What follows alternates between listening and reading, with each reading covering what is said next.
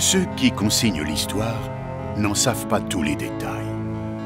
Ceux qui l'enseignent en occultent les parties les moins commodes.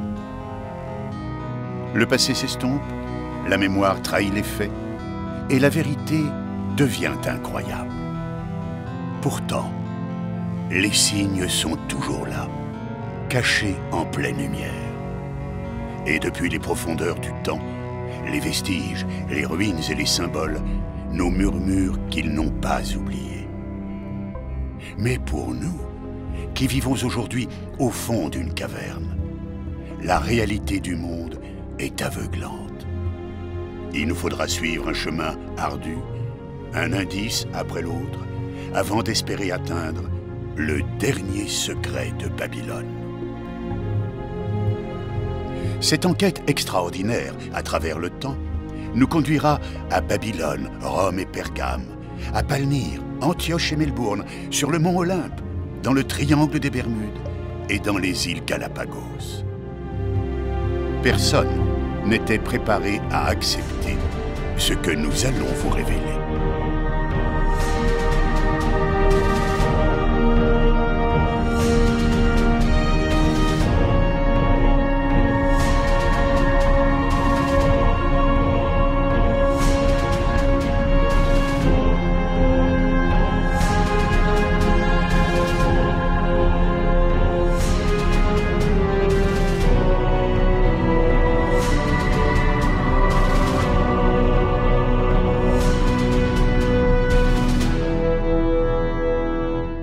Évidemment, c'est très séduisant. On voudrait connaître la suite, savoir ce que recèle ce passé perdu. Mais si ce qu'on nous annonce a un rapport avec la réalité, alors il vaudrait mieux être en mesure d'évaluer la crédibilité de ce que l'on nous dit. Et cela est valable pour tous les types de discours. Nous demanderons leur avis à un panel d'experts travaillant sur les idées, en particulier les plus attractives, celles qui nous séduisent, et ça prendre toute la place dans notre cerveau sans être forcément complètement vraies. Nous vous proposons de découvrir les lois de l'attraction mentale.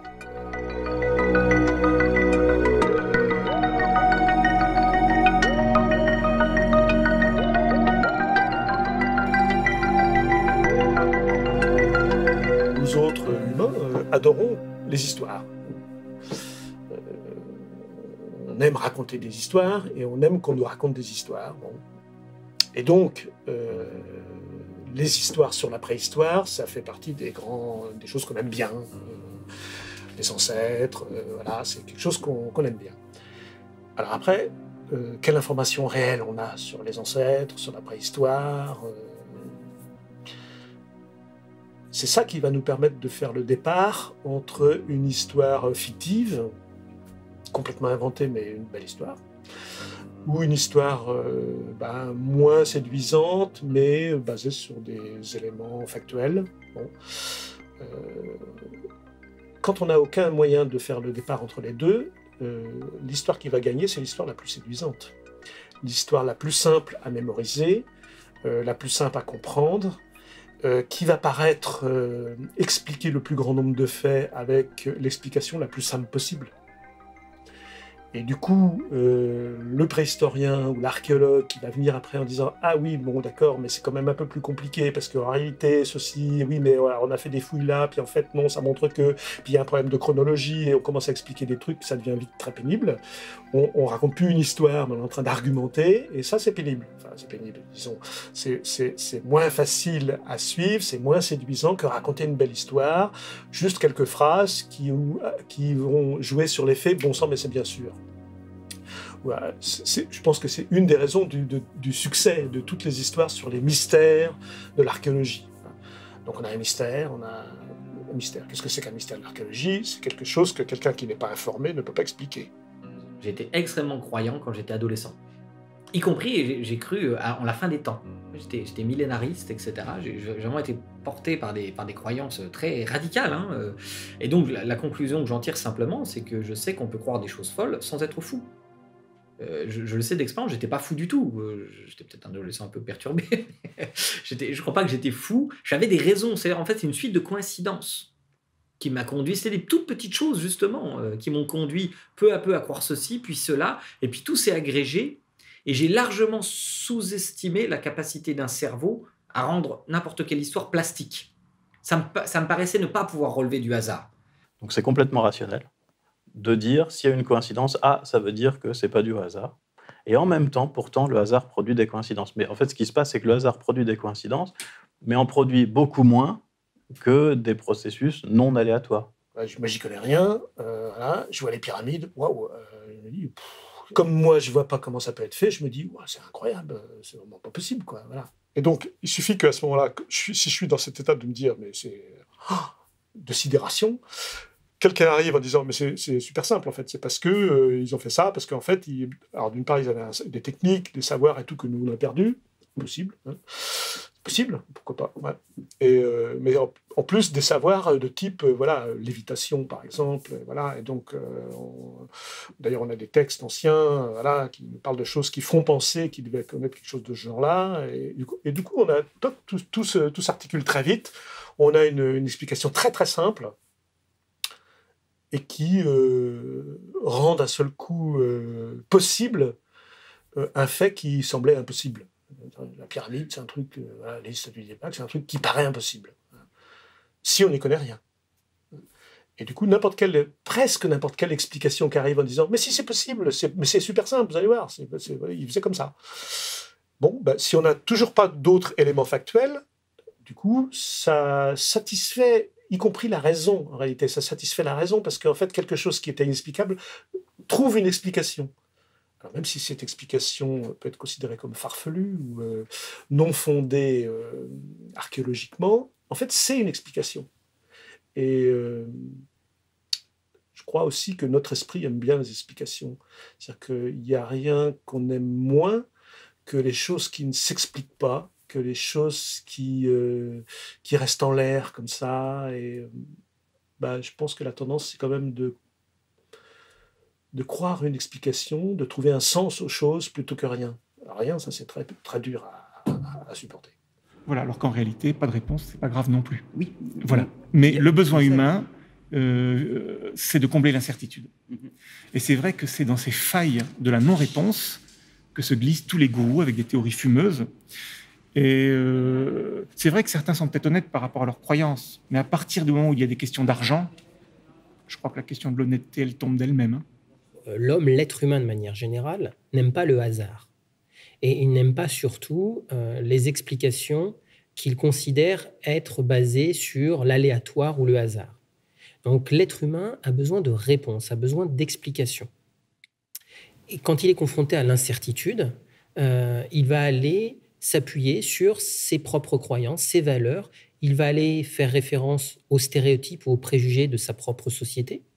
Il va aller faire référence à l'idéologie pour pouvoir expliquer ce qui se passe. On a besoin toujours d'expliquer notre environnement. Une personnalité célèbre décède, il y a une catastrophe naturelle, il y a un acte terroriste. Dans tous les cas, on a besoin de se rassurer. Parce que finalement, c'est ça, face à l'incertitude, l'être humain a besoin de se rassurer. Et pour se rassurer, il a besoin de trouver une explication. La croyance ne s'est jamais admise comme croyance. La croyance, elle se tient tout à fait à l'écart de la connaissance. Elle nous accompagne.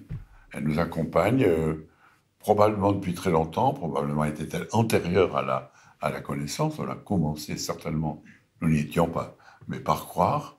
Et peu à peu, la connaissance gagne du terrain, mais la croyance n'en perd pas. Il y a une étude, domaine un peu différent, mais qui a été faite en 2001 par la direction générale de la recherche, DG12, quoi, donc sur l'Europe, donc sur plus de 18 ou 19 000 personnes de mémoire, enfin, pareil, enquête vraiment significative, et qui montre, alors on est un petit peu dans un autre domaine, c'était les Européens, la science et la technologie, et qui montre par exemple qu'un quart des Européens croient que la Terre est au centre et tout tourne autour. Un quart. On a tendance à croire les gens par défaut. La plupart du temps, les gens ne mentent pas. Ils disent quelque chose, ils le croient en tout cas. Et du coup, sur un sujet dont j'ai jamais entendu parler, la première personne qui va me dire quelque chose, ça risque d'orienter complètement toute la suite. Voilà. Surtout si j'ai pas ce réflexe d'inhibition qui me dit attention, il faut aussi aller chercher les arguments en face pour voir si des fois ce serait pas quelque chose de faux. Il me semble qu'il y a à la fois un facteur individuel, de cognition individuelle, qu'est-ce qu'on fait avec une idée qu'on ne comprend qu'à moitié, et puis un facteur social, comment est-ce que se circule ce genre d'idées. Sur un plan cognitif individuel, on est de toute façon, c'est vraiment une dimension fondamentale du développement humain et de l'apprentissage. On est confronté à des idées qu'on ne comprend que partiellement. Un enfant qui se développe dans sa famille, puis à l'école et avec ses camarades, etc., se trouve confronté de façon tout à fait ordinaire et importante pour son développement avec des idées qu'il ne comprend que très partiellement. Des mots qu'il ne comprend que partiellement, des attitudes qu'il ne comprend que partiellement. Donc la compréhension partielle fait partie, joue un rôle important dans le développement cognitif. Et cette capacité justement de retenir quelque chose que l'on comprend partiellement et d'ouvrir comme une espèce de fichier en disant ou faire une espèce de note mentale, là j'ai quelque chose à comprendre plus avant, c'est un facteur essentiel dans le développement cognitif, dans la capacité d'acquérir des idées nouvelles sur des sujets auxquels on n'avait pas réfléchi, de découvrir la complexité du monde, d'autrui, etc., etc. Donc c'est très bien, c'est un bon mécanisme. Ce mécanisme qui en lui-même est bénéfique, d'être ouvert à des choses que l'on comprend que partiellement, nous rend vulnérables à des choses dont l'intelligibilité est intrinsèquement limitée. And for a philosopher, understanding is conceptually prior to belief. That means that in order to believe something, you first have to understand what it means. If you don't know what it means, then you don't really believe it. You can it's like an empty shell. You can say E is MC squared, or God is triune, or whatever. But if you don't really know what it means, then you don't have a proper, full-fledged belief. So once again, and in most straightforward cases, people are reliable judges of the things that they do believe, but not always. Dans l'histoire des hommes est arrivée la science. La science, c'est une modélisation du rapport à la réalité bien spécifique. Ça n'empêchera pas la croyance, quelles que soient les modalités scientifiques. La science ne dit pas qu'elle connaîtra tout un jour. Aucun scientifique digne de ce nom ne dirait ça. La science cherche. On ne parle plus de savants, comme à l'époque de l'Anatole France, on parle de chercheurs. Chercheur, ça veut dire qu'on n'a pas trouvé et qu'on cherchera toujours. On le sait que le champ de l'inconnu est immense. Quelle est la finalité des sciences sociales ? C'est pas d'apporter des certitudes, comme la croyance, c'est de hausser notre niveau de perplexité sur le monde. Parce que le monde est infiniment complexe, et pour un monde complexe, il faut des grilles de lecture sophistiquées. Et en aucun cas, on ne peut se satisfaire de croyances souvent manichéennes, souvent poétiques, mais qui souvent touchent leurs limites dès lors qu'on les passe au trébuchet de la méthode rigoureuse, de la science véritable. Une des caractéristiques, si vous voulez, du cerveau par rapport aux autres êtres vivants qui ont quelquefois des systèmes nerveux assez développés, une de ces caractéristiques, c'est probablement l'exploration d'univers possibles, c'est-à-dire d'univers contrefactuels. Ça, c'est une des grandes caractéristiques de l'humain qui le distingue d'autres espèces autant qu'on puisse en juger. Et cette caractéristique d'exploration d'univers contrefactuels, elle génère mécaniquement non seulement la possibilité, mais la nécessité de la croyance. C'est-à-dire que pour prendre une décision face à deux univers contrefactuels, si je fais pile, ça sera ça que je ferai, si je fais face, ça sera ça, il s'agit d'imaginer la possibilité d'espace-temps différents. Et cette imagination qui caractérise aussi l'humanité, pour moi, en ce qu'elle donc est une espèce qui explore le possible. C'est pourquoi, par ailleurs, je suis très méfiant par rapport au principe de précaution, etc. Tout ce qui pourrait, en fait, empêcher ce qui fait de nous fondamentalement des êtres humains, c'est-à-dire notre capacité intellectuelle à explorer le possible. Et cette capacité intellectuelle à explorer le possible, qui est la conséquence de la façon dont notre cerveau est constitué, rend nécessaire le fait que l'homme soit aussi un être de croyance.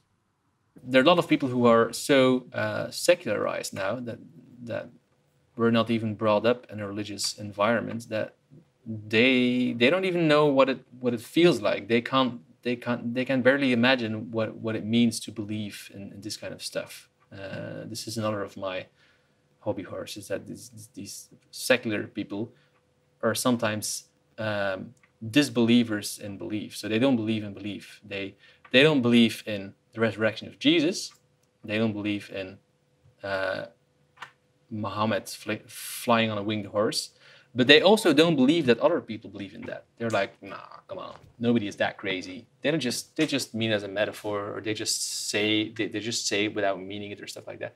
No, they do believe that there are many people out there who are very serious about that. And it may be hard to imagine from a secular point of view, but you have to make that effort. You have to adopt their perspective. And I can still adopt that perspective in a way because I was once one of them. And I still know what it feels like to pray, for example, to think that you have some rapport with a supernatural being. De toute façon, on sait très bien dans quel sens va le monde. Il va dans le sens d'une connaissance de plus en plus précise de tout ce qui nous concerne. Les croyances s'accrochent, et d'ailleurs je ne suis pas du tout pour qu'on supprime les croyances ou pour qu'on les interdise. Qu'est-ce que je deviendrai, moi, auteur?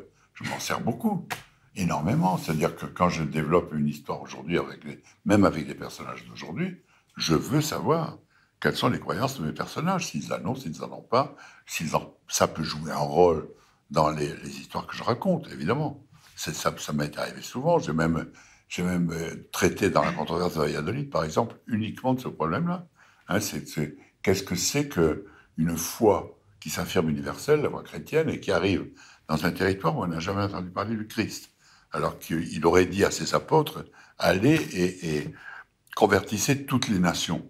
Or, on arrive dans un continent entier où on n'a jamais entendu parler de lui. Qu'est-ce que ça veut dire? C'était un vrai mystère. Disons que je crois que le spectre de la croyance, il s'est élargi. Il s'est élargi parce que l'horizon médiatique, l'horizon numérique s'est tellement élargi qu'il y a une offre en croyance beaucoup plus importante. Donc je serais tenté de dire qu'on croit quand même plus qu'avant. D'abord parce qu'on a une appétence à croire à des choses qui vont expliquer le monde, et puis parce que le spectre et l'offre, pourrait-on dire, elle s'est considérablement élargie. Ils sont complètement dans le mythe parce que, pour une raison très simple, c'est qu'ils ne sont pas dans la démonstration, ils sont dans la monstration. Si je veux démontrer quelque chose, il va falloir que j'ai des éléments factuels, que je les articule, que je construise une théorie, et puis que je fasse une démonstration. Je peux me tromper, mais je vais faire une démonstration. Si je me trompe, quelqu'un va démontrer que ma théorie est fausse. Là, on est dans autre chose. Avec ces documentaires-là, on est dans la monstration. C'est-à-dire que systématiquement, on a des gens qui vont sur place, qui n'y connaissent rien, qui n'ont rien lu sur le sujet, et qui, simplement en voyant les choses et en les montrant, pensent pouvoir trouver une explication. Ce qui est, quand on y pense, d'une prétention inimaginable. Il y a des générations de gens qui ont travaillé sur ces sujets, il y a des bibliothèques entières qui sont remplies, et donc quelqu'un pourrait arriver sans rien avoir lu du tout, sans avoir aucune connaissance du sujet, et comprendre mieux que tous les autres ce qu'il en est en réalité. C'est quand même un petit peu... fort de café. Et simplement le fait de montrer les choses, ça suffirait à prouver. Ben non, montrer les choses, ça n'a jamais suffi à prouver quoi que ce soit. Il faut un argumentaire. Babylone, porte de Dieu où la civilisation commence. Dans la première mégapole de l'histoire humaine se dresse la tour qui touche le ciel. De la tour, il ne reste rien. Et les humains, depuis, n'ont jamais parlé une seule et même langue. Mais demeure le nom de Babylone, la ville aux 43 temples sur laquelle Nabuchodonosor régna durant 43 ans. La gématrie est une ancienne science des lettres et des chiffres, l'ancestral moyen de cacher dans les nombres et les mots les messages les plus précieux. Babylone a pour valeur 77. La symbolique du chiffre 7 camoufle le véritable sens de Babylone. Observez, 77 égale 43 plus 34. 43 à l'endroit, puis 43 à l'envers. Le psaume 77, versets 43 à 72, parle d'un arc infidèle et d'une montagne de Sion. Or, si nous calculons 77 divisé par arctangente 77, nous obtenons 49,42, soit 43 plus 7. Or, où trouve-t-on cette montagne? Quelques siècles, mais surtout 3000 kilomètres, séparent Babylone de Rome, deuxième capitale et phare du monde. Et 3 sera notre deuxième indice. C'est encore la Bible qui nous le confirme, dans le psaume 43, verset 3. Envoie ta lumière et ta fidélité, qu'elle me guide, qu'elle me conduise à ta montagne sainte et à tes demeures. Mais peut-on se fier à la Bible? La sourate 43, verset 43 du Coran, dit « Tiens fermement à ce qui t'a été révélé, car tu es sur le droit chemin. » Quant à la 77, elle répète 10 fois « Malheur ce jour-là à ceux qui criaient au mensonge. » Le Coran et la Bible peuvent nous tromper. Aussi est-il plus sage de nous tourner vers le grand livre de la nature. Observons.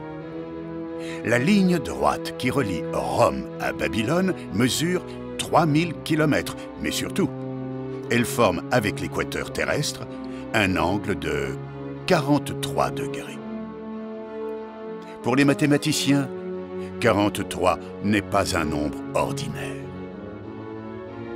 Mais souvenons-nous de regarder au-delà des apparences et des fausses pistes. 43, c'est également 42 plus 1. La bête de l'Apocalypse régnera 42 mois, tel qu'annoncé dans la Bible de Gutenberg, dont les pages comptent 42 lignes. Au-delà des apparences, il y a le fait que la distance Rome-Babylone ne fait pas exactement 3000 km. En réalité, cette distance est de 2997 km. Ce chiffre, les physiciens le connaissent. C'est la vitesse de la lumière. Comment ne pas chercher le sens de ces coïncidences? Devant cette succession de faits aisément vérifiables, un choix s'offre aux chercheurs de vérité. Oserez-vous lever le voile du mystère et découvrir avec nous où cet équateur penché à 43 degrés veut nous emmener?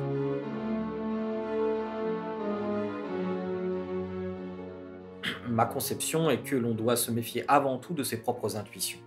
Personne, enfin quelqu'un qui vous manipule, généralement, il va simplement essayer de savonner les pentes naturelles de notre esprit. Par exemple, il va utiliser la confusion entre corrélation et causalité, plus ou moins de façon cynique, ou peut-être que lui peut être victime aussi de cette confusion, mais il va pouvoir compter précisément sur cet invariant, la diffusion de cet invariant mental dans les cerveaux. Nous savons que nous pouvons résister. C'est ça la bonne nouvelle. Ce qui veut dire que ce qu'on peut faire de mieux pour forger sa pensée critique, c'est de se connaître bien soi-même, hein, comme on disait déjà dans la sagesse antique. Et se connaître bien soi-même, c'est plus facile aujourd'hui parce que les progrès concernant le fonctionnement du cerveau ont été très grands. Je suis pour l'intégration véritablement de ces connaissances pour suggérer une révolution pédagogique qui est absolument nécessaire en raison de la dérégulation du marché de l'information aujourd'hui, cette révolution qu'il y a eu sur le marché de l'information qui est Internet, qui est formidable par ailleurs, mais qui a aussi un certain nombre d'effets pervers. Notre cerveau, il est programmé pour comprendre, attribuer des causes. Ça s'appelle l'attribution causale. On donne des causes aux événements. Pourquoi? Parce que si on n'explique pas notre environnement, c'est-à-dire qu'on ne peut pas le prédire, ça veut dire quoi? Ça veut dire que tout simplement qu'on est dans une forme d'incertitude. Or, on ne supporte pas l'incertitude. Donc on a besoin d'expliquer. Et là, c'est la porte ouverte à toutes les causes. Donc c'est la cause qui va être la plus cohérente, la plus crédible. La religion a été une certaine période extrêmement crédible. Aujourd'hui, elle a de plus en plus de difficultés à l'être. Donc du coup, on arrive à des théories alternatives. Donc on a des trucs scientifiques qui sont en rapport avec la spiritualité, les énergies, travailler son moi astral, enfin d'autres théories qui sont en adéquation avec nos croyances. Parce que les religions étaient en parfaite adéquation dans leur contexte. Et donc là, voilà, on s'adapte à du nouveau savoir et on essaie de trouver des nouvelles causes. Ce qui sent aussi mauvais, généralement, c'est quand les individus qui défendent la théorie ont déjà construit la théorie avant les faits et sont déjà... Alors ça arrive des fois qu'on construise une théorie puis on la teste après, quoi. Mais en fait, ils sont déjà amoureux de leur théorie avant d'avoir les faits. Tu vois. Donc après, ils vont aller chercher les faits qui congrue avec ce qu'ils pensent. La plupart du temps, on est quand même sous l'emprise de décisions irrationnelles. On ne passe pas son temps à avoir une pensée analytique dans tous les événements du quotidien. Donc on a une pensée scientifique experte sur des domaines relativement limités, ce qui explique d'ailleurs que certains scientifiques qui ont des diplômes et qui ont fait des expériences sur des domaines précis de haut niveau déraillent complètement sur d'autres formes d'explication du réel. On a des gourous scientifiques. La plupart de ces croyances fausses qui se répandent, en fait, sont des croyances qui sont sûrement assez intuitives. Et donc on peut assez facilement voir pourquoi elles se répandent. Et ensuite, la question vraiment, c'est pourquoi les gens ne changent pas d'avis, en fait. Comment ça se fait qu'on n'arrive pas à les convaincre? Because science, in general, is very counterintuitive. And it has been counterintuitive for a long time, and it's not getting better. Newton's theory of motion and of gravity was already pretty counterintuitive, the idea of inertia, for example. But we could just wrap our heads around that. Einstein's theory of general relativity is already much more counterintuitive. And it gets worse and worse. So the farther the more science makes progress, the farther we are removed from our innate intuitions. So if science is going to succeed, it's not going to appeal to our intuitions. If anything, science will have to compensate for that. But of course, we have already appealed to that. Science has one thing going for it. It works, bitches. This is from a cartoon that exactly. I think it's Dawkins who came up with it first. So it works, and something that works you can put into practice. You can devise technological applications of scientific knowledge, and people are of course aware of that, and they're very much impressed by that. La science nous renvoie aujourd'hui une image de nous-mêmes et du monde qui est très très difficile à faire aller avec l'image intuitive qu'on a de nous-mêmes et du monde. Ils disent grosso modo qu'un récit va se développer dans un bassin culturel à partir du moment où il pourra être mémorisé. Et il va pouvoir être mémorisé en fonction de certains critères internes, certains étant, selon leur vocabulaire, intuitifs et d'autres étant contre-intuitifs. Sans rentrer dans les détails, il y a une formule magique qui montre qu'en fait, avec 1/3 d'éléments contre-intuitifs et 2/3 d'éléments intuitifs, vous avez une optimisation de la diffusion d'un récit dans un espace culturel. Mais ça ne suffit pas. Est-ce que le récit, indépendamment de sa capacité à être mémorisé, va, comme une clé, s'emboîter dans des serrures mentales compatibles? Est-ce qu'en d'autres termes, il y a déjà une préparation cognitive à ce récit? Qu'est-ce qui fait qu'une croyance se développe? Le troisième élément est fondamental, mais je vais être très bref parce qu'on en a déjà beaucoup parlé, c'est la question de la rationalité, en d'autres termes, des arguments. Il est très important parce que nous sommes des êtres cognitifs et nous ne croyons pas comme ça, sans raison. Nous avons généralement des raisons de croire. Ces raisons peuvent être parfaitement bidons, mais quand un récit, quand un produit cognitif est adossé à une argumentation qui paraît convaincante, pas forcément pour de bonnes raisons, elle peut paraître convaincante, on l'a vu, pour des raisons de biais cognitifs, etc., eh bien ça assurera une forme de viralité aussi à la théorie. C'est pourquoi j'ai beaucoup insisté à propos des théories du complot, pour montrer que les conditions du marché de l'information actuel permettaient de constituer véritablement des millefeuilles argumentatifs qui rendaient beaucoup plus performants ces propositions sur un marché concurrentiel des idées. Maybe on purpose, maybe by accident, but we can end up with misinformation and that can be harmful to us. So the idea is that we come equipped with mechanisms of epistemic vigilance that are actually intuitions that make sure that we check the information that we acquire. For instance, that the information comes from a trustworthy source, but we also check some things within the information itself. For instance, whether it's coherent and things like that, and also coheres with our beliefs. If someone comes up with beliefs that are more or less in tune with what you already believe, there's no reason to raise your epistemic vigilance. Instead, you will lower it. So these beliefs come in very, very easily. And I think that's the reason. So we, like you said, we trust them because we believe their conclusion. We're already in tune with their beliefs. So we lower our epistemic vigilance and we trust the expert because he's already saying the things that make sense. And that's the main benefit, of course, or the main advantage for pseudoscientific and irrational beliefs on the whole, because they tend to be more in tune with what we intuitively expect.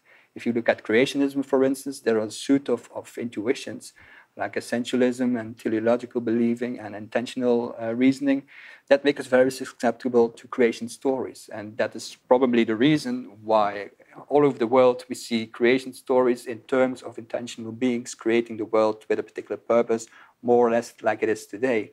And never do we see a creation story that starts with first we have variation and then selection and then accumulation of traits. So you see, and that's of course, if you tell that kind of stories, people will easily believe you because they already, not really reflectively, but already intuitively hold these kinds of beliefs. Pour être attiré par une croyance, il faut quelque chose qui nous séduit.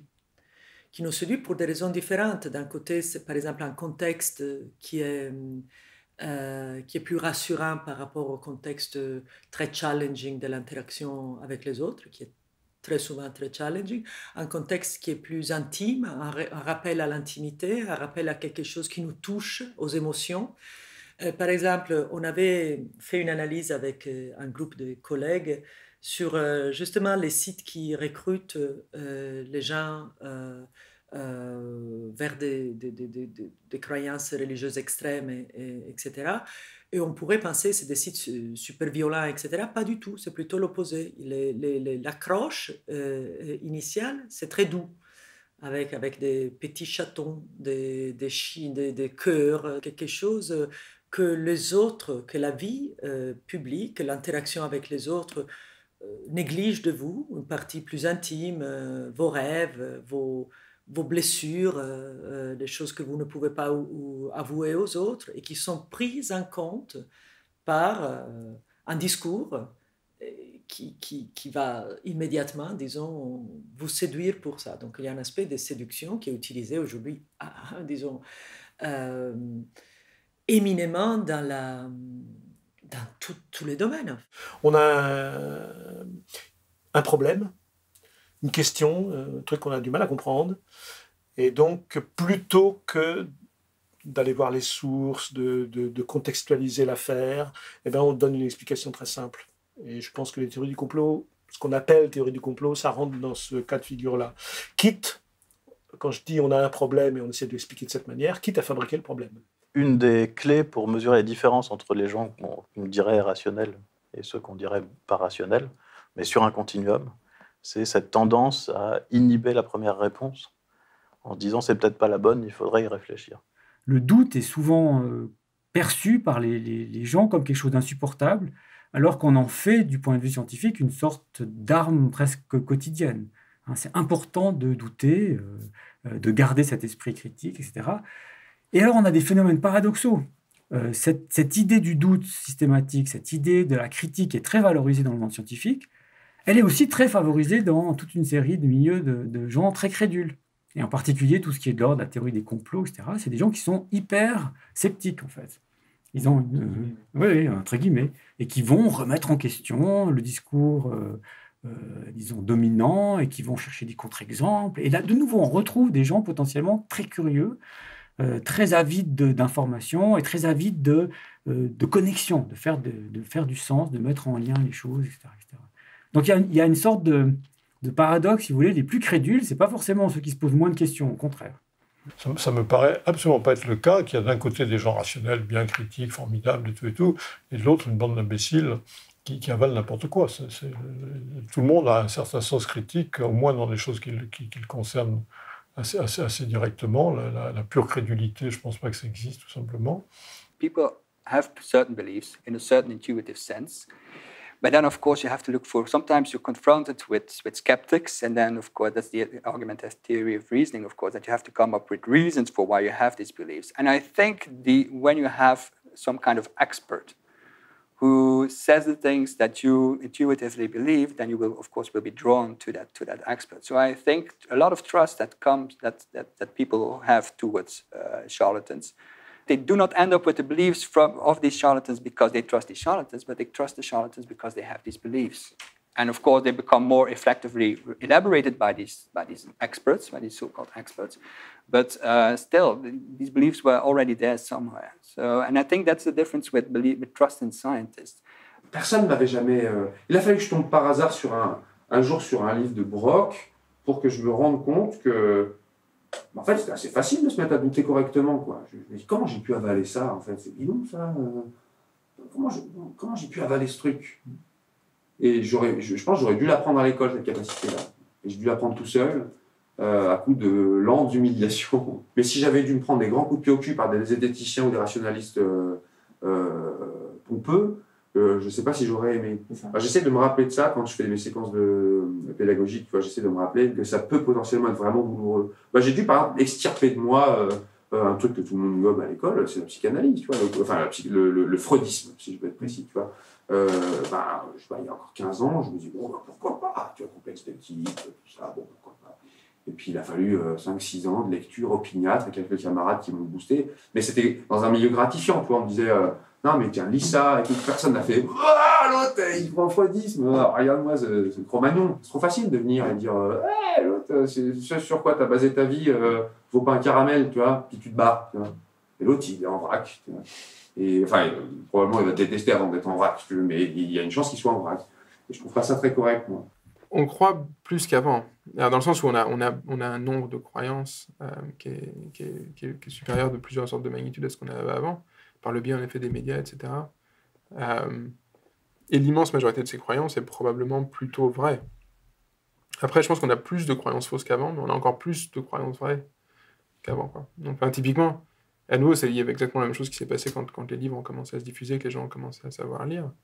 Où on voit pas mal de croyances fausses qui se diffusent, mais on voit aussi une diffusion de l'érudition de manière générale. C'est facile d'oublier à quel point les gens ne savaient rien du tout, à part les noms des gens de leur village, avant, et puis en effet, les techniques qu'ils utilisaient dans leur vie de tous les jours. Et donc, en effet, on voit des croyances fausses qui se diffusent, mais il y a aussi beaucoup de croyances vraies qui se diffusent, et c'est aussi vrai avec les nouveaux médias. The more intuitive, appealing your messages, I think the easier it becomes to convince people, I think. I believe that these beliefs manage to manipulate or to hijack or whatever it was, or to exploit or tap into different mental systems by which these beliefs become intuitively attractive, right? And because they are so intuitively attractive, they are most likely to spread. Babylone et Rome n'étaient que le point de départ de notre quête.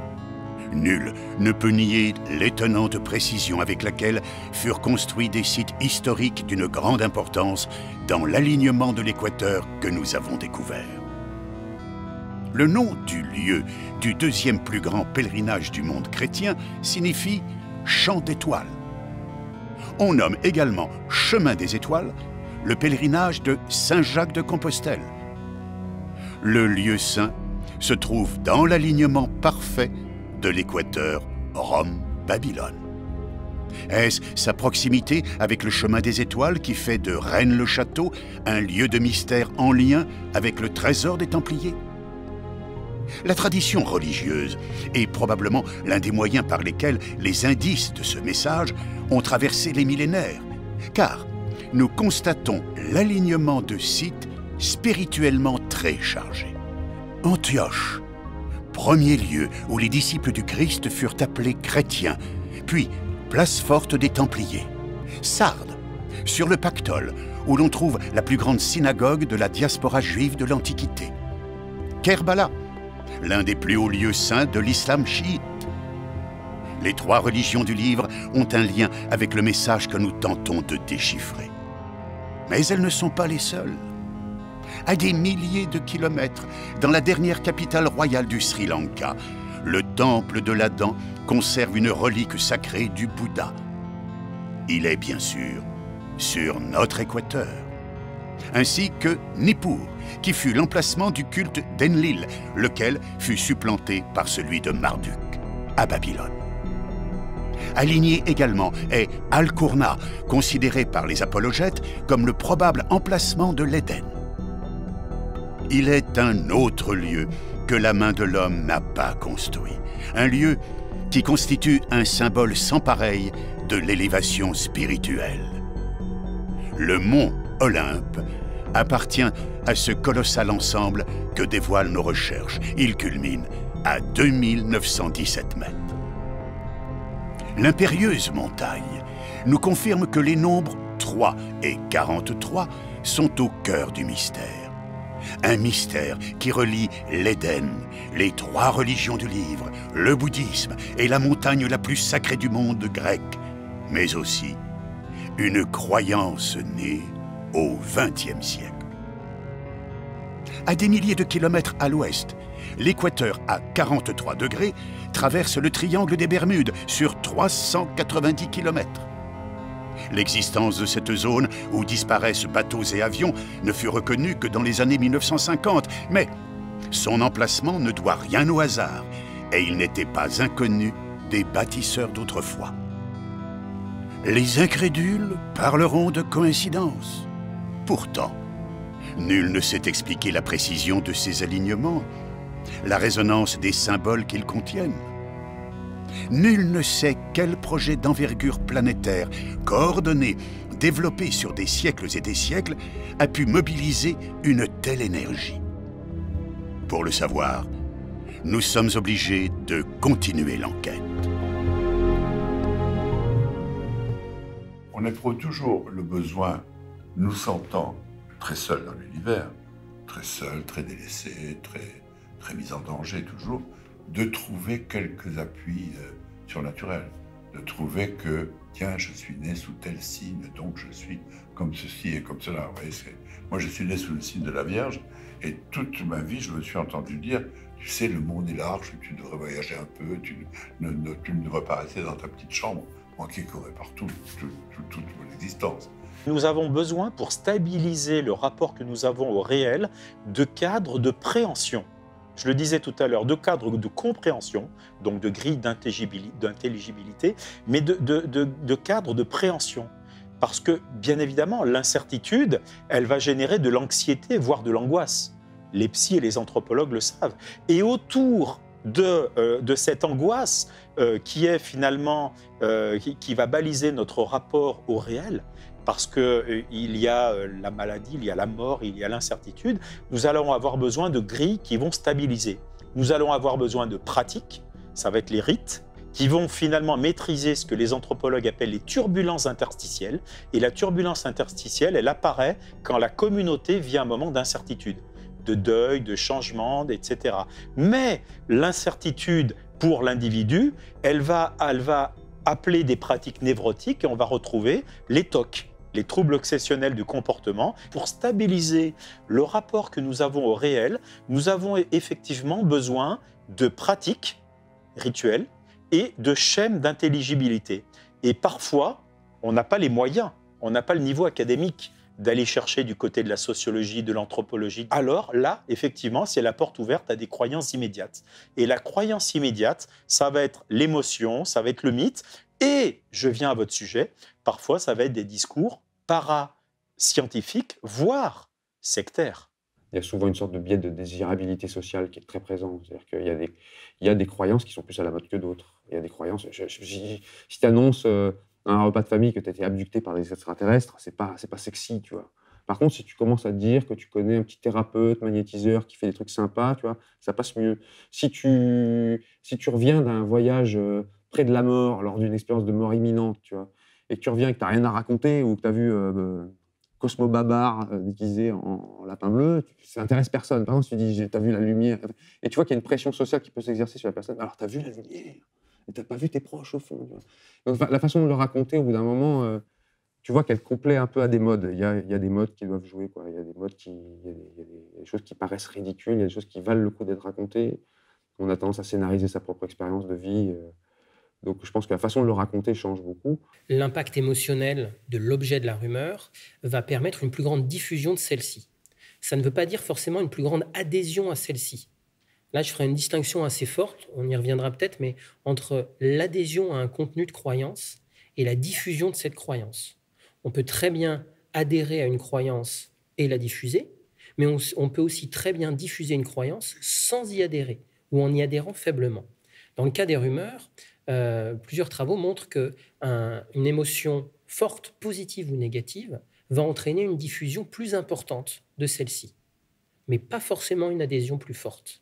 La différence entre quelque chose que vous croyez et quelque chose que vous imaginez, c'est bien quelque chose de l'ordre d'un sentiment. Vous vous dites, non, vous ressentez que quelque chose est vrai, quelque chose est valide. Donc il y a quelque chose de l'ordre du ressenti qui intervient très très tôt, même au niveau, je dirais, cognitif. On préfère le risque que l'incertitude, ça c'est évident. Il y a plein de travaux de psychologie cognitive qui le montrent, notamment les travaux d'Amos Tversky et Daniel Kahneman.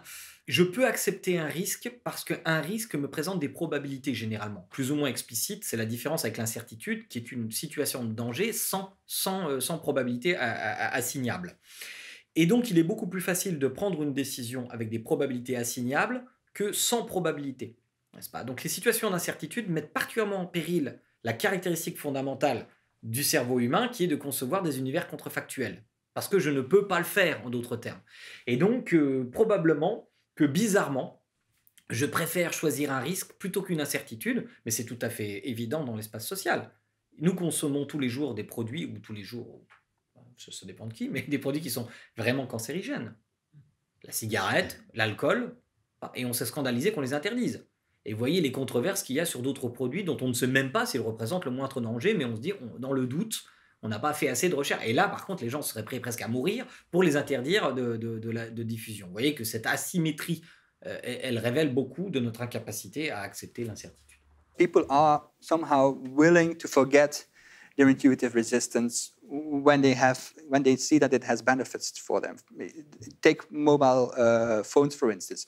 Now and again, you see a person trying to start a scare about the radiation of mobile phones, but that doesn't work. Why? Because people just love their mobile phones. Right? They say, okay, whatever.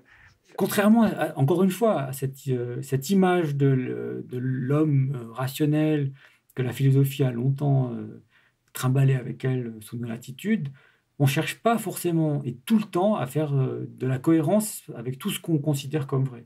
Il y a vraiment des choses qui fonctionnent de manière assez isolée les unes des autres. Et il faut vraiment nous pousser souvent pour que nous mettre le doigt sur des incohérences pour que vraiment on se dise oui, c'est vrai, en fait, c'est pas tout à fait cohérent. Mais on vit très bien, en fait, avec toute une série d'inconsistances au quotidien, quoi. Heureusement, sans doute, d'ailleurs. Il y a certaines idées qui sont en quelque sorte comme du papier tue-mouche. Elles attrapent. La plupart du temps, ce qui a un rapport avec ça, c'est la structure des idées, leur simplicité. Et je pense que la plupart du temps, c'est que ce sont des idées qui vous donnent des explications simples du monde, qui sont capables d'être saisies par tous. Bon, il y a une certaine structure de l'esprit humain.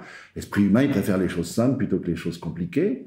Et la plupart des gens préfèrent des explications simples. On préfère, par exemple, penser que la raison pour laquelle l'économie ne va pas, c'est parce qu'il y a trop de travailleurs étrangers, qu'il y a trop de réfugiés, trop d'immigrés, plutôt que de chercher d'autres sortes d'explications. Voilà globalement, en gros, comment ça se passe. Maintenant, ça ne signifie pas pour autant qu'une idée simple ne peut pas être vraie. Hein. On dit aussi quelquefois en latin « simplex sigillum veri », le simple est le signe du vrai. Donc, en philosophie, nous passons notre temps à essayer de trouver des idées simples, mais qui sont vraies aussi, mais il y a beaucoup d'idées simples qui sont fausses. Face à l'incertitude, je reviens à votre question, face à l'angoisse, face à l'anxiété, on vous donne une grille qui est extrêmement rassurante. Soudain, c'est un petit peu, tu crois et tout ira mieux pour toi. C'est-à-dire quand vous observez quand même les grandes sectes, les blockbusters, il y a toujours dans la pyramide, très, très haut dans la pyramide des professionnels de santé, je ne sais pas si vous prenez l'ordre du Temple solaire, c'était Luc Jouret qui est un médecin homéopathe. Dans beaucoup de sectes, on a une porte d'entrée par le biais de la médecine. Alors, maintenant, c'est un peu plus large. On est sur la porte d'entrée du bien-être, mais avec très souvent quand même des ramifications sur des thérapies. Alors, les thérapies, elles se classent bien souvent pas comme médecine, parce que sinon elles sont taxées d'exercice illégal de la médecine. Donc on a quand même des précautions, on va dire, légales à tout ça. Quelqu'un qui consulte est en recherche de quelque chose, et souvent en recherche de sens. Beaucoup de patients, en fait, quand ils viennent consulter, ils veulent qu'on réponde à pourquoi ils sont tombés malades. Mais pourquoi pas au sens du mécanisme et de comment, ce que le médecin est capable d'expliquer. Il pose la question de pourquoi eux et pas le voisin. Et pour quelles raisons.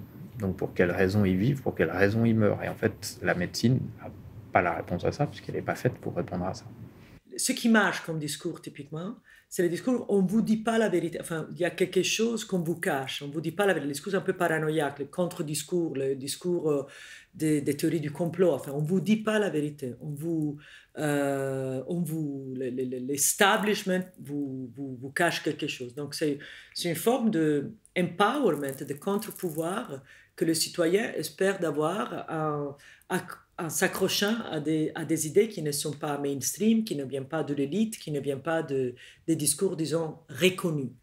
Et c'est ça, je pense que la fascination est beaucoup plus dans l'aspect politique que dans la cognition. Enfin, il y a quelque chose de résistance politique. Enfin, je ne cède pas à votre empire rationnel. Enfin. Il y a pas mal de monde qui se tourne vers l'homéopathie pensant que c'est une solution anticapitaliste, tu vois, que c'est une solution anti-industrie pharmaceutique. Mais c'est bizarre, Boiron, c'est l'archétype de l'industrie pharmaceutique capitaliste.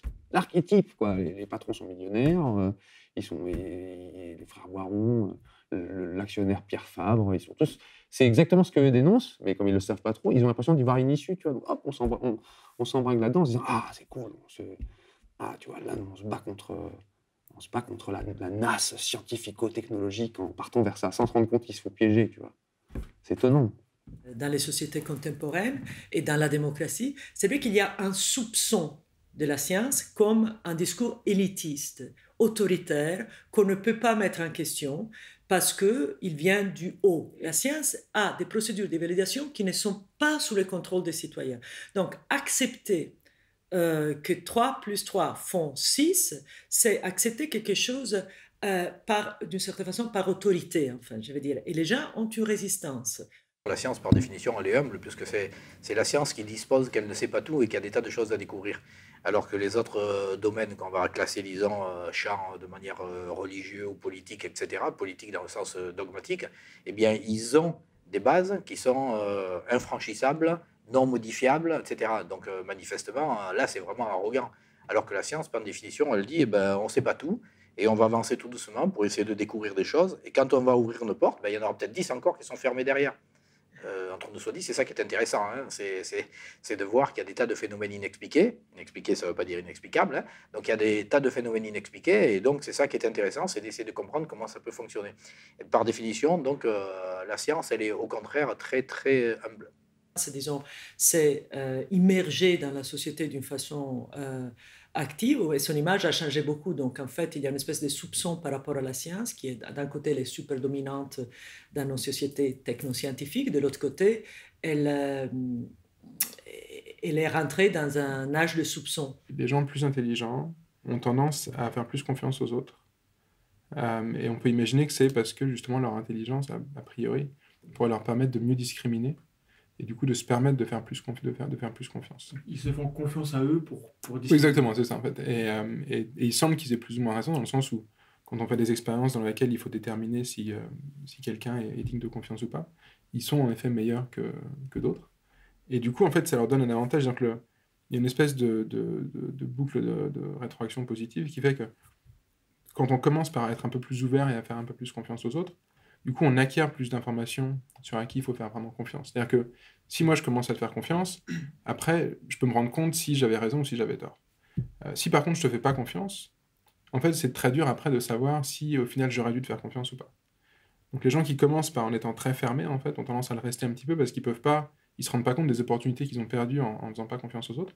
Alors que quelqu'un qui fait confiance de manière peut-être un petit peu trop large au début, ce qu'ont tendance à faire un petit peu les enfants, du coup, idéalement, on peut apprendre à qui il peut faire confiance ou pas. Et du coup, il y a une espèce de bénéfice secondaire au fait de faire confiance un peu plus que ce qu'on devrait, qui est qu'on apprend beaucoup plus que si on fait moins confiance. Les gens, manifestement, ils cherchent à se rattacher à des théories donc, qui sont, facilement compréhensibles et qui donc expliquent pour eux, en tout cas, le maximum de choses, même si ce n'est pas le cas dans la réalité, si ça explique rien. Et c'est ça le gros problème, justement, le côté négatif de ces explications toutes faites. Si vous prenez par exemple, quelqu'un va vous dire ben voilà, j'ai des douleurs, tout ça dans le dos, il y a un magnétiseur, il vient, il fait des passes magnétiques, et puis ça y est, j'ai plus de douleur. Alors bon, on va dire ok, le magnétiseur a des pouvoirs. Ben non, peut-être qu'il a des pouvoirs, mais peut-être il en a pas. Nous, quand on a testé, on a pu montrer qu'il en avait pas. Par contre, est-ce que la personne est guérie entre guillemets? Oui, la personne. Mais est-ce que c'est le magnétiseur qui est pour quelque chose ou non? Et là, on rentre dans le côté négatif de ces explications. Quand les personnes prennent des explications toutes faites, souvent des explications paranormales, c'est un côté négatif parce que ça coupe court à toute recherche sérieuse qui pourrait se faire. Je reprends mon exemple. Le magnétiseur, il fait des passes magiques. On enlève le magnétiseur et on suppose qu'il n'a pas d'effet. Et on essaie de comprendre comment la personne qui avait des douleurs, donc le patient en quelque sorte, comment le patient a pu se mettre dans un état particulier, alors aidé peut-être par les paroles et les gestes et tout, la mise en scène du magnétiseur, a pu se mettre dans un état tel qu'il a fait produire, son cerveau a imposé sur son corps la production de morphine endogène. Et donc, il s'est coupé la douleur. Et donc, si on dit que c'est le magnétiseur qui a un fluide particulier, eh bien, du coup, on ne va pas mener des recherches pour comprendre quel est l'état disons, particulier qui va faire que le corps humain peut produire des morphines qui permettent de couper la douleur. Donc c'est dommage, parce qu'on va perdre des possibilités qu'on aurait peut-être trouvées, quoi. Que veulent nous dire les bâtisseurs des hauts lieux alignés autour de la Terre? Nous ignorons les savoirs partis en fumée dans l'incendie de la bibliothèque d'Alexandrie ou dans la ruine de celle de Pergame, située sur notre équateur. Quels signes furent à jamais perdus dans les destructions et les guerres qui éclatèrent tout au long de l'équateur, penché à 43 degrés. Palmyre, merveille du désert, détruite par les talibans. Pour quelle raison? Combien d'autres sites sont-ils déjà perdus? Combien d'autres sont menacés? Qui pourrait avoir intérêt à empêcher que nous ayons connaissance de cet ancien secret? Que se passera-t-il si nous le décryptons trop tard? Aurons-nous le temps? Notre équateur forme autour du globe terrestre une bande équidistante de 2 points, les pôles. Tous les deux situés en pleine mer, loin de toute trace humaine. Notre pôle Nord, toutefois, indique le temps qui passe. Il est situé à exactement 121 km de la ligne de changement de date qui traverse le Pacifique et à 10 070 km de notre équateur. Une fois encore, les chiffres parlent d'eux-mêmes. Au changement de date, 42 devient 43. Et la boucle est bouclée. Il reste à savoir quelle date est annoncée par cette immense énigme. Kerbala, Mytilène, Pergame, Palmyre. Quelles étaient les chances pour que ces sites de l'Antiquité s'alignent parfaitement 15 000 km plus loin avec Melbourne? La ville-monde australienne, nommée en 1835 en l'honneur du mentor de la reine Victoria, fut un temps la cité la plus riche du monde. Ses fondateurs savaient-ils que cette position si spéciale lui vaudrait un succès aussi époustouflant? Est-ce par hasard si c'est sur un autre point de l'équateur, à 43 degrés, à Corté, que fut rédigée en 1755 la première constitution démocratique, 20 ans avant celle des États-Unis d'Amérique? Son auteur, Pascal Paoli, fut inhumé dans l'abbaye de Westminster. Ceux qui ont choisi ces lieux bien particuliers pour marquer l'histoire humaine, à l'instar de Darwin, comme nous le verrons plus tard, étaient-ils les instruments d'une société occulte ou d'ingénieux autodidactes animés de la même recherche que la nôtre? Ont-ils, comme nous, constaté l'impossibilité d'expliquer par le hasard l'alignement de Pampelune, Blundos, Apamée, Corté et du mont Athos? Sans doute savait-il que la bibliothèque de Pergame, en son temps, était dédiée à explorer le sens caché des textes. Pourtant, aujourd'hui encore, aucun lien n'est reconnu entre ces sites par les autorités scientifiques. Pourquoi la science ne s'intéresse-t-elle pas à ces mystères? Pourquoi les vraies questions ne sont-elles pas posées? Nous ne pouvons pas être les seuls à effectuer ces travaux. Qu'est-il arrivé à ceux qui, avant nous, ont cherché à résoudre ce mystère? Il y a un socle de croyances que si vous perdez, vous mettez en question votre identité. Et bien sûr, c'est un monde qui nous demande de remettre en question souvent notre identité et penser que des choses qui étaient bien, en fait, elles sont mal, ou inutiles, ou dépassées, ou ringardes. Mais c'est un travail qui va bien au-delà, disons, de la cognition. Ça rentre dans l'émotionnel, dans le culturel, dans l'histoire de qui on est. On a très besoin, disons, de croire, parce que croire nous permet de nous dire à nous-mêmes qui nous sommes. le mouvement anti-vaccin, par exemple, ceux qui vont adhérer à ce type de croyances, qui vont véhiculer des rumeurs, qui vont véhiculer des théories du complot à ce propos, ils appartiennent à ce groupe, à un groupe qui se définit par cette croyance-là. Donc si vous attaquez cette croyance, ce n'est pas que la croyance que vous attaquez, c'est l'identité même du groupe. Contrairement à la connaissance scientifique, si vous attaquez une théorie particulière, le scientifique qui est en face de vous ne va pas se sentir personnellement visé. Il n'a pas d'action chez Newton sur la loi de la chute des corps. Il va simplement essayer de vous démontrer que vous avez tort et vous essayez de lui démontrer qu'il a tort. Mais l'attaque de la théorie n'est pas une attaque personnelle. Dans le cas des croyances que vous évoquiez, comme la croyance est liée à l'identité du groupe, forcément vous allez créer de la réactance. Parce que forcément, l'attaque de la croyance est vécue comme une attaque du groupe. Puisque mon groupe, puisque l'identité que je me forme, c'est une identité à partir de cette croyance. Et au bout d'un moment, nous commençons à croire à la vérité, à la réalité de ce que nous savons avoir inventé. Ça, c'est une des torsions de l'esprit humain qui est des plus intéressantes. C'est-à-dire que la fiction devient réalité. Tandis que dans le cas du complotisme, c'est le contraire, c'est la réalité qui devient fiction. Et ce jeu est sans cesse, il est incessant et tout à fait passionnant à observer. Dès le début de l'existence d'un individu, une forte pression de gens qui ont intérêt à ce que l'enfant croie vite. Tu vois.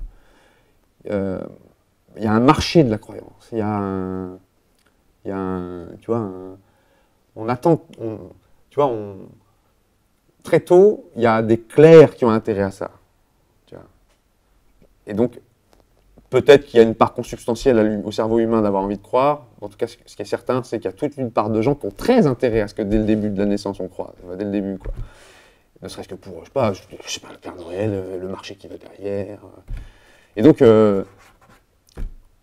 même si c'est consubstantiel à l'humain, il y a toute une partie qu'on pourrait évacuer si on critiquait ceux qui ont intérêt. Tu vois, c'est une lecture de domination au final. Tu vois, tu as des gens qui ont intérêt à ce qu'un peuple soit croyant, parce que d'un seul coup, eux deviennent des exégètes, ils deviennent le pont entre la surnature en question et puis les individus. Tu vois, ils se donnent un statut.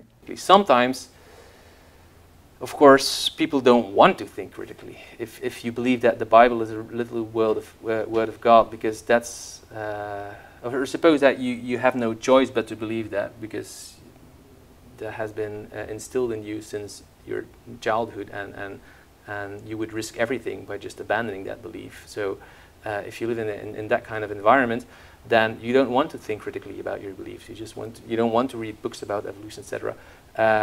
So when people have a very clear motivation not to think critically, then it's very difficult to break down their resistance. But it's not because they cannot think critically. Even creationists, by and large, can think critically in other domains that don't threaten their religious beliefs. It's not that they don't have the talent to do that, but for whatever reason, they're motivated to just cling to their religious beliefs desperately, because for many of them, there's a lot at stake, of course. Les gens, encore une fois, ont des mécanismes cognitifs qui sont bien faits. Et qui font que lorsqu'ils comprennent une idée, ils l'évaluent à partir de leur capacité cognitive et sont réticents à accepter une idée qu'ils comprennent et qui est en contradiction avec des choses qu'ils ont de bonnes raisons de croire par ailleurs. Mais quand ils ne comprennent pas quelque chose, qu'ils le comprennent partiellement plus exactement, une compréhension partielle, leur capacité d'évaluer l'idée sur ses mérites intrinsèques, sur les données extérieures qui pourraient la confirmer ou l'infirmer, de faire un travail cognitif propre, en quelque sorte, pour évaluer l'idée, est très diminué. Si je ne comprends pas très bien une idée, au fond, je ne sais pas ce que je dois évaluer. Je ne sais pas qu'est-ce qui est un argument radical pour dire que c'est vrai ou que c'est faux. Si je vois des données qui semblent contredire l'idée que Dieu est partout, parce que j'ai ouvert la boîte à pain et je ne l'ai pas vu là, ben, c'est que je n'ai pas bien compris l'idée, c'est qu'il est là sans être visible, etc. etc. Bon. Donc on peut toujours, quand une idée n'est comprise que partiellement, quand elle est vague ou obscure, la protéger de tout ce qui serait une réfutation. Et d'autre part, par rapport à ces idées obscures, qui arrivent avec une certaine autorité, c'est raisonnable leur accorder un certain crédit initial et de se dire qu'il y a quelque chose à apprendre. Encore une fois, c'est comme ça qu'on est tous ici, et dans le monde humain, devenus des adultes compétents. Si vous ne faites pas ça, vous n'apprendrez rien. Il faut accepter de ne pas comprendre quelque chose avant de le comprendre, de l'apprendre vraiment.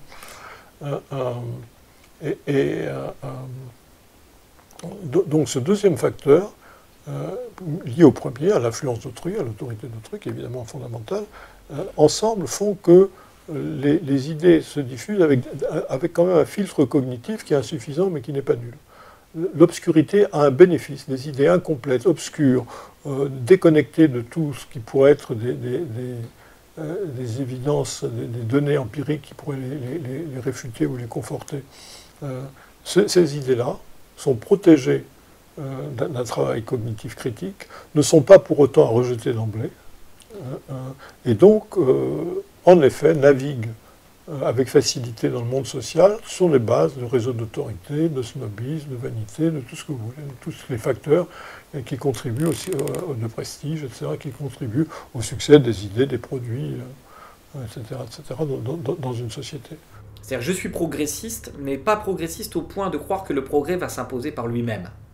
En d'autres termes, c'est pas parce que, et c'est une très mauvaise nouvelle, y compris pour les rationalistes, c'est pas parce qu'une idée est plus sévèrement argumentée qu'elle va finir par s'imposer. Il y a certaines conditions sociales, on le voit bien, en particulier la dérégulation du marché de l'information, certaines conditions sociales qui font obstacle à l'imposition de certaines idées. Mais ce n'est pas forcément une mauvaise nouvelle à long terme, c'est-à-dire que dans un premier temps, quand le marché de l'information était régulé, certaines idées frelatées, on disait, ne pouvaient pas se diffuser sur le marché parce qu'elles étaient empêchées par les gatekeepers, par les gardiens du seuil. C'est vrai que ce n'est pas très démocratique. Dans l'absolu, on rêve de vivre dans une société universelle où les idées vraies se sont imposées parce qu'elles sont plus sévèrement argumentées. Mais là, l'histoire n'est pas écrite. L'histoire n'est pas écrite. Il ne faut pas oublier que certaines propositions intellectuelles sont beaucoup plus séduisantes, y compris pour notre cerveau, que des propositions méthodiques. Parce qu'il y a un aspect dont on n'a pas parlé, mais qu'il ne faut pas négliger. La pensée méthodique est aussi une pensée extrêmement désenchantante, n'est-ce pas ? Accepter de suspendre son jugement, ne pas plonger dans le délice d'un certain nombre de narrations, c'est aussi dépouiller le monde d'une certaine magie, n'est-ce pas ? Et certains individus préfèrent à la vérité la jouissance psychique. Et ce combat qui va opposer sur certains thèmes la jouissance psychique à la vérité est un combat dont personne ne sait comment il peut se dénouer. Donc il ne faut pas croire que l'histoire est écrite, l'histoire n'est pas écrite, elle va dépendre de nos combats, de ce que vous êtes en train de faire par exemple. Est-ce que moi-même j'ai une croyance? Je ne sais pas, mais peut-être d'autres en voient en moi. Oui, c'est possible aussi. Mais... peut-être je crois que je n'ai pas de croyance. Ça n'est une. If you have a good science, then you have reality on your side, because the whole idea of science is that you try to construct good theories, good models of reality. And then you can afford to be vulnerable to falsifications, because you can say, oh, no, go look through the telescope and you'll see that what you see there will confirm general relativity theory, for example. But if you're trying to just come up with some crazy idea, for example, that, 9/11 was an inside job, or that the stars influence, or that the earth is flat, or whatever, then you have to find some way to protect yourself against adverse evidence, because sure enough, that adverse evidence is going to show up, especially with something like the flat earth. I mean, it's so overwhelming. So you have to come up with something like, oh, but there's a big conspiracy going on with NASA and with the American government, whatever, and all the pictures of forts and whatever, and somebody has to have a vested interest into insisting that the Earth is round and blah, blah, blah. Conspiracy theories in general are good immunizing strategies, because you can always explain when something seems to contradict your theory. You can say, oh, but of course, those were the people behind the scenes who were pulling the strings, and they want you to believe that. So for me, that is still a very important insight into the difference between good science and pseudoscience. Tant que les gens ne sont pas d'accord un petit peu sur quelles sources sont fiables, ça devient très très difficile d'argumenter sur autre chose que des choses extrêmement locales, des trucs personnels, quoi. Donc dès qu'on veut parler de politique, de sciences, de croyances un petit peu culturelles, si on n'est pas d'accord sur quelle source est fiable, c'est pas facile. Et du coup, ce serait bien, je pense en effet, d'apprendre mieux aux gens, pas forcément de faire confiance à la science de manière aveugle, mais au contraire de leur en leur apprenant mieux, par exemple, comment fonctionne la science ou comment fonctionne la politique, par exemple, de leur permettre de mieux discriminer. Par exemple, en fait, les politiciens, on s'en méfie, mais ils tiennent beaucoup plus de leurs promesses que ce qu'on croit. Quand on regarde les plateformes des hommes politiques, je ne sais plus si on a parlé de ça la dernière fois, mais quand on regarde les plateformes des hommes politiques et ce qu'ils essayent vraiment de faire et ce qu'ils souvent ils arrivent à faire après au niveau politique, en fait, c'est l'immense majorité de ce qui est sur la plateforme et ce qui se retrouve dans ce qu'ils font. Et les gens, quand on leur demande combien de promesses ils tiennent, les gens disent mais ils tiennent aucune de leurs promesses. Donc je pense qu'en effet, si les gens connaissaient un petit peu mieux la façon dont les institutions marchent, on peut espérer qu'ils seraient mieux à même de discriminer entre les bonnes et les mauvaises informations. Moi, je pense que ce qui rend une société plus fragile à l'irrationalité, c'est la fermeture de l'information, jamais la circulation. Plus l'information circule, plus vous aurez des procédures de plus en plus sophistiquées de filtrage et donc je n'aime pas du tout les appels à la prudence. Enfin, je pense que les gens sont assez... Peut-être je suis la dernière, mais je suis encore confiance dans les êtres humains. Enfin, je pense que les gens sont assez capables quand même de s'organiser cognitivement pour filtrer l'information de façon qui correspondent à leur époque. Enfin, donc aujourd'hui c'est l'Internet, hier c'était la télévision, avant-hier c'était les dictatures, etc. Donc je pense que la plus grande fragilité qui amène l'irrationalité, c'est les sociétés qui ne sont pas ouvertes. La forme des théories du complot est attrayant en soi, parce que c'est comme on vous donne un pouvoir que vous n'avez pas, de dire quelque chose qu'on ne peut pas dire, ou de croire quelque chose qu'on ne nous fait pas croire. Donc il y a un aspect de résistance. Si vous essayez dans une classe, un séminaire, etc., avec des élèves, si vous commencez un cours en disant « on vous a jamais dit ça », et en fait, c'est ça la vérité, c'est une contre-vérité, vous avez beaucoup plus de succès que si vous arrivez avec une théorie bien reçue, et bien connue, et bien établie dans une société. Donc il y a une espèce de fascination par le contre-pouvoir. S'il y a une tendance, je trouve aujourd'hui, des systèmes démocratiques majoritaires, c'est de polariser les débats. Vous êtes avec nous ou contre nous, vous êtes rationnel ou irrationnel, vous êtes... les débats se polarisent. Alors, une façon de se défendre, disons, par rapport au mainstream, c'est de prendre des positions qui sont parfois presque intenables, mais au moins contre les pouvoirs. Moi, je pense que dans une société pluraliste qui laisse la possibilité à l'expression du point de vue différente, est la meilleure façon de se défendre aussi des théories du complot. Depuis toujours, il y a plein de gens qui croient des choses bizarres, et il y a plein de gens qui essayent de lutter contre les croyances bizarres, et qu'en gros, on est arrivé à un équilibre, comme ça, et que ça ne change pas vraiment. Voilà. Et du coup, moi, j'ai l'impression de me battre pour le rationalisme, avec cette idée que je participe simplement à un équilibre, et que je vais pas, moi évidemment, mais même tous les rationalistes ne vont pas faire que d'un coup, il y aura moins de gens qui vont croire des choses bizarres, mais simplement, peut-être il n'y en aura pas plus.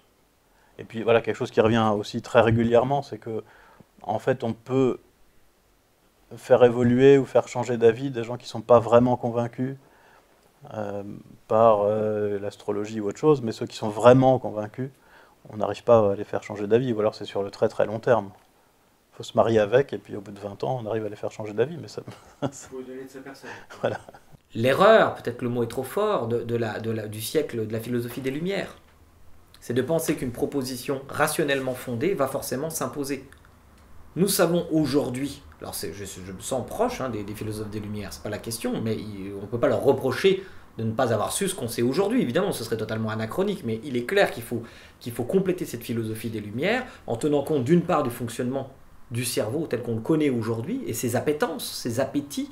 Et il a de l'appétit pour le vrai et pour l'argumenter, le cerveau, mais il a aussi de l'appétit pour des histoires qui lui plaisent, comme on a dit, pour des histoires. Il a de l'appétit pour les biais cognitifs, etc. Tout ça se mélange dans des proportions qui sont vraiment difficiles à estimer. Donc, je ne suis pas forcément définitivement pessimiste ou optimiste non plus, comme on pu l'être justement, comme on pouvait l'être au siècle des Lumières. Je suis dubitatif et très attentif à la nécessité d'une forme de militance rationaliste, précisément parce que l'histoire est pas écrite. Et la démocratie, elle est toujours adossé, sinon c'est pas une vraie démocratie, à une libéralisation de ce marché, à une dérégulation de ce marché cognitif. Il n'y a pas de démocratie digne de ce nom où il n'y a qu'une seule télévision et qui est sous la direction entière du pouvoir politique. Ça a été le cas en France il n'y a pas si longtemps. C'était une démocratie qui n'était pas encore mature. On arrive à une forme de maturité de la démocratie qui correspond à une dérégulation du marché de l'information. Maintenant, c'est à nous d'écrire l'histoire. Toute vérité franchit 3 étapes. D'abord, elle est ridiculisée. Ensuite, elle subit une forte opposition. Puis, elle est considérée comme ayant toujours été une évidence.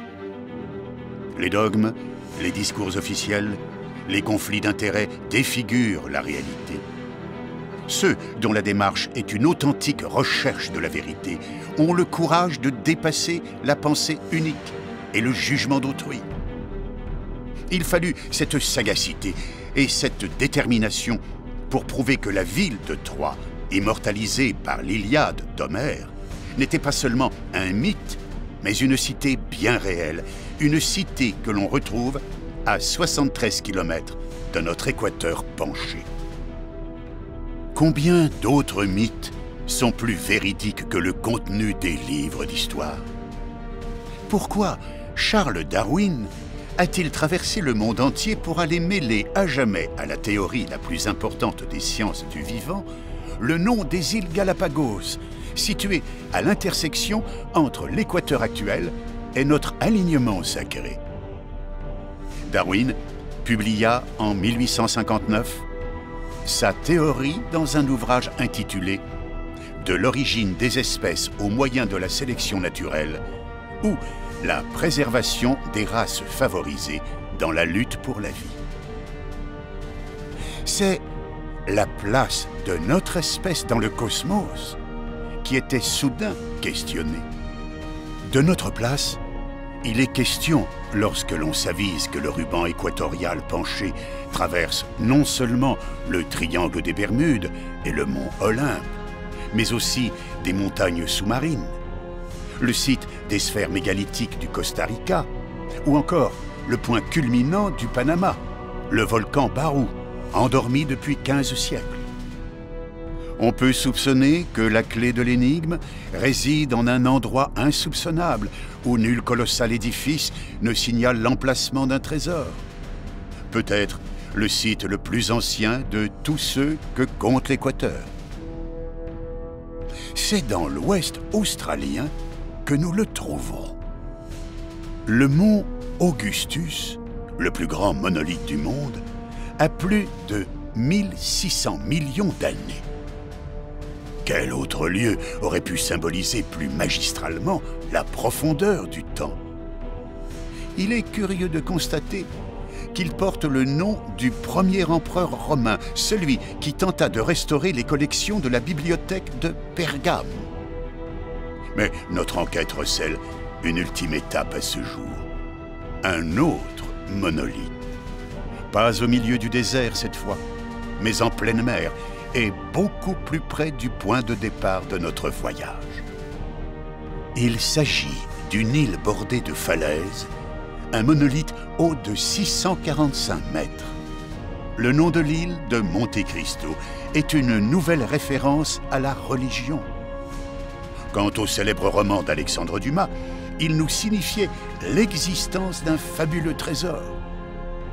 Quelle connaissance Dumas avait-il vraiment de cette île inhabitée?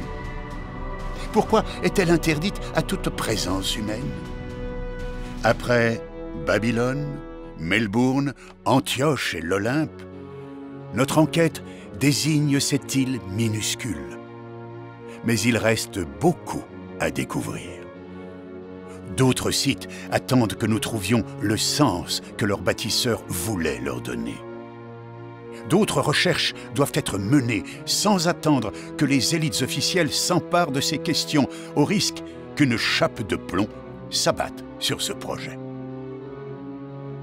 Le passé attise la convoitise des faussaires. Il est trahi par appât du gain, maquillé au profit de belles histoires qui donnent à leurs auteurs du pouvoir sur les crédules.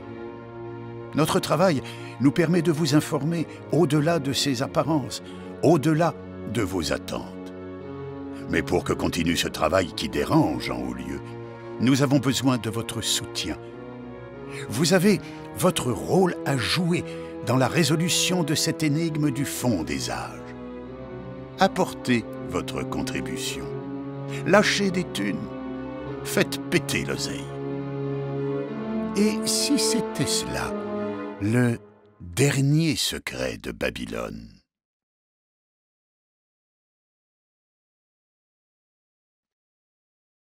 Nous, les êtres humains, avons une capacité extraordinaire. Nous savons raconter des histoires, et surtout, nous savons les écouter et les croire. Nous aimons la fiction, mais surtout, nous sommes capables de la prendre au sérieux et de la rendre réelle. Et grâce à cela, nous pouvons mobiliser un grand nombre d'entre nous autour de grands projets.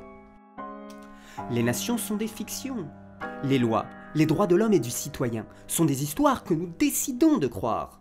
Dieu, évidemment, est une histoire qui a beaucoup d'importance pour un grand nombre d'entre nous. L'histoire la plus efficace, la plus aboutie, est peut-être l'argent. Des billets et des zéros sur un compte bancaire, auquel nous attribuons une valeur incroyable. Nous vivons tous dans un monde en partie fictif, souvent sans même le savoir.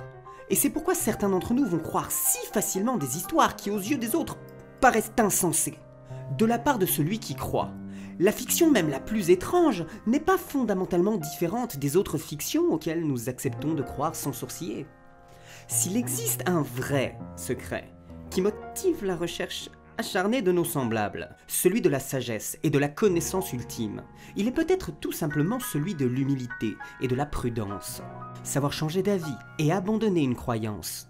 Savoir douter et nous interroger sur les bonnes ou les mauvaises raisons pour lesquelles nous pensons ce que nous pensons.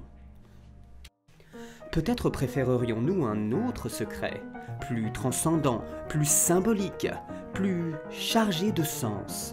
Mais trouver une vérité un peu différente de nos attentes, c'est la rançon de la découverte, et accepter d'être déçu par la découverte. Voilà qui ressemble à la sagesse qu'on attend de ceux qui osent chercher.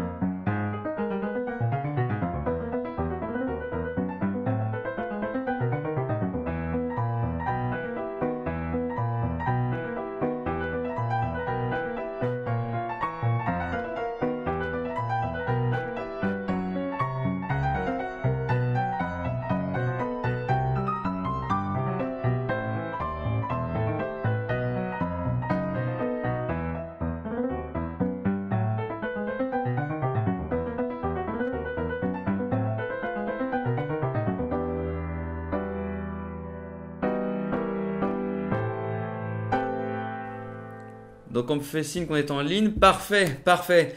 Eh bien, ma foi, mesdames et messieurs, bonsoir. Bienvenue dans ce nouveau numéro de Vince vous vend la vérité. Et nous recevons un invité très très spécial en la personne de Fabrice. Eh bien, bonsoir Vince. Et Fabrice, donc, que nous recevons aujourd'hui dans la mesure où tu sors ton tout nouveau documentaire, le dernier secret de Babylone. Parfait, exactement.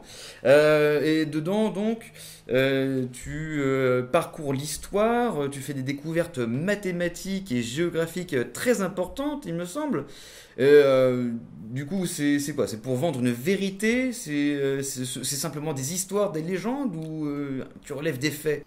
Eh bien, avant tout, je ne vends pas. Je partage mes découvertes à travers ce film. Et j'ai envie que ce documentaire soit une sorte de révélation par rapport à tout ça. Alors c'est intéressant, mais bon, je tiens aussi à rappeler, pour éviter qu'on ait des problèmes avec tous tes contradicteurs et les débunkers et pseudo-zététiciens, donc bon, quand tu dis que tu ne vends pas, effectivement, il a fallu un financement pour pouvoir payer la réalisation du documentaire, et c'est pour ça que tu as dû faire appel à un financement participatif des internautes. Malheureusement, rien n'est gratuit, et que ce soit le matériel, l'équipe ou même les frais de déplacement pour aller voir les experts, des géologues, des mathématiciens, des personnes reconnues, tout ça a un coût.